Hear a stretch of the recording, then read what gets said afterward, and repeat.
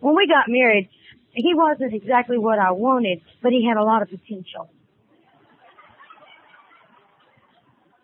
You know? Had a lot of potential. And it's funny, but if you had asked me about my husband, I would have told you all his wonderful qualities. And I would tell you, this is how he is. He's such a wonderful person. And then immediately I'd go home and try to change him. And that's crazy. That's crazy. But I didn't know that was crazy because, see, I kept thinking he needed to use his potential. And God, I don't know what I did with my potential. But the craziness was upon me. And so when he quit drinking and started going to AA, that changed everything for me because, see, he was doing things different, and the things that I'd been faulting him on, those major things like drinking and other women and things of this nature, he quit doing those. But did you know I had a lot of resentments and a lot of hurt and a lot of things from over the years of him doing those things that I didn't have any way to deal with? And they would talk about resentments in meetings, and that was terrible for me. I hate to go to resentment meetings.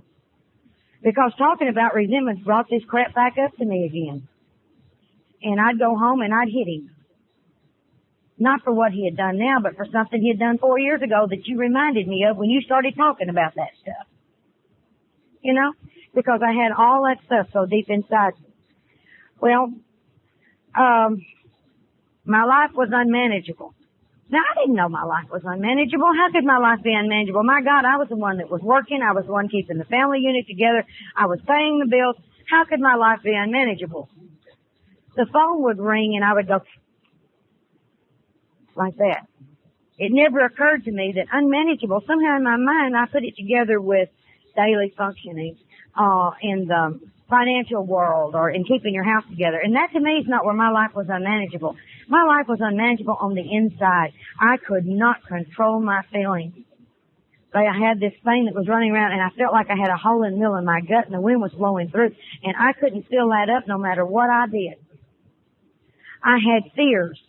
I mean, when that phone would ring or the door or someone knocked at the door, I would knot up and I knocked. Because many times that was the police and many times that was things that I didn't want to have to deal with. So you get to where you don't want to answer the phone and you don't want to go to the door. Or if you hear a siren, you automatically know it's either your house is burned down. You know, did you ever hate to or be fearful to drive home to fear it wasn't there? You know, this is unmanageability on the inside. And I never realized that's what I had. One of the things that I was taught as a child was God will do for you what you can't do for yourself. I found that that meant that I was supposed to do everything I knew that was humanly possible first. And then, if it didn't work, then I might ask God for help. But by that time, I was so discouraged, I didn't really give a damn. And so that particular thing that I learned, which was a slogan or a little saying, nearly killed me. And what I had to realize was that God helps people who ask for help. And it never occurred to me to ask God for help before I did something. It was only after I got it screwed up that I'd say, oh, well, here it is. Now let's see what you can do with it. My biggest motivator in getting started on the steps was pain. Pain today is my biggest motivator. Now, I had a tremendous amount of pain tolerance when I came into the program. I had been in pain all my life. I had been in pain for 30 years, and I didn't know how to function without pain. You know, pain becomes comfortable after a while.